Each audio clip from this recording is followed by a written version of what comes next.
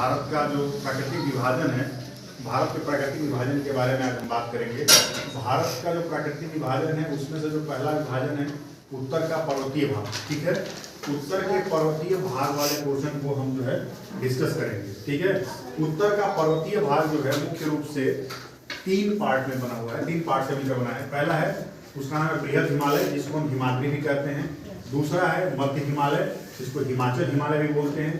और सबसे लास्ट में जो बना है और सबसे जो नया है उसको बोलते हैं शिवालिक हिमालय, ठीक।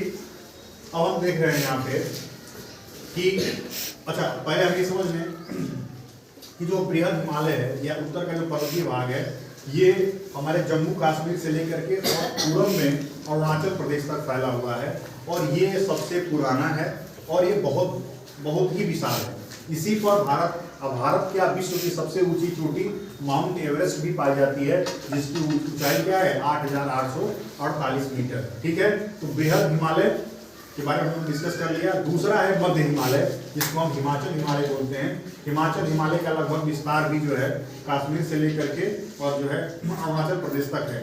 तीसरा है सबसे नया है, जिसका विकास जो है सबसे नया हुआ है, वो है शिवालिक हिमालय। तो ये हम लोगों ने देखा उत्तर का जो पर्वतीय भाग है वो 3 पार्ट में डिवाइडेड है और इन्हीं पर्वतों से ही जो है सारी नदियां निकलती हैं, जैसे गंगा हो गई, ब्रह्मपुत्रा हो गई, जो है आपकी यमुना नदी हो गई। ये सारी नदियां जो है हिमालय से ही निकलती हैं और जब ये नदियां हिमालय से निकल करके मैदानी इलाकों में बहती हैं तो अपने साथ बहुत सारे मलबे लेके आती हैं। मलबे में बड़े बड़े पत्थर होते हैं, मिट्टियां होती हैं, छोटे छोटे कंकड़ होते हैं। इन सारे मटेरियल्स को नदियां लेकर के आती हैं और मैदानी क्षेत्रों में क्या करती हैं, जमाव करती हैं। और इसीलिए जो मैदानी क्षेत्र होते हैं क्या होते हैं, काफी उपजाऊ होते हैं।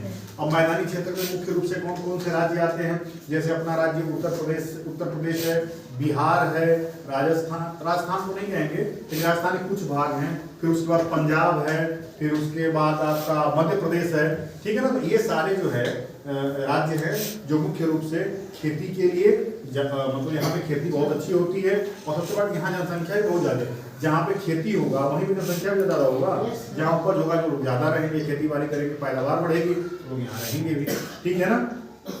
तो ये रहा उत्तर का पर्वतीय भाग। अब हम नेक्स्ट स्टडी करेंगे।